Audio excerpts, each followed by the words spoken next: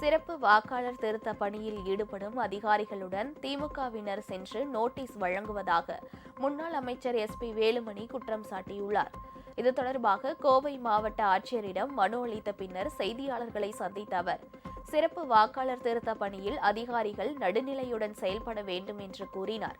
மாலை 6 மணிக்கு பின்னரும் வீடு வீடாக சென்று படிவங்களை வழங்கும் பணிகளை அதிகாரிகள் மேற்கொள்ள வேண்டும் என்றும் வேலுமணி கேட்டுக் கொண்டார். அதாவது அதிகாரி போய் வீடு வீடா போய் மனுக்களை கொடுக்கும்போது திமுக BLA ஏஜென்ட் அந்த அதிகாரிகளுடைய போய் திமுக நோட்டீஸ் கொடுக்குறாங்க. அது ஆதாரத்தோட நாங்க அதை கலெக்டர் காமிச்சிட்டு சொல்லிட்டு வந்திருக்கிறோம். இந்த மாதிரி ஆளுங்கட்சி மிஸ்யூஸ் பண்ணக்கூடாது. இதை நடுநிலைமையோட சரியான முறையில் அதிகாரிகள் செய்ய வேண்டும் என்ற கோரிக்கையை வலியுறுத்தி இப்பொழுது நாங்கள் அதிமுக சார்பாக மனுவை அளித்துள்ளோம்.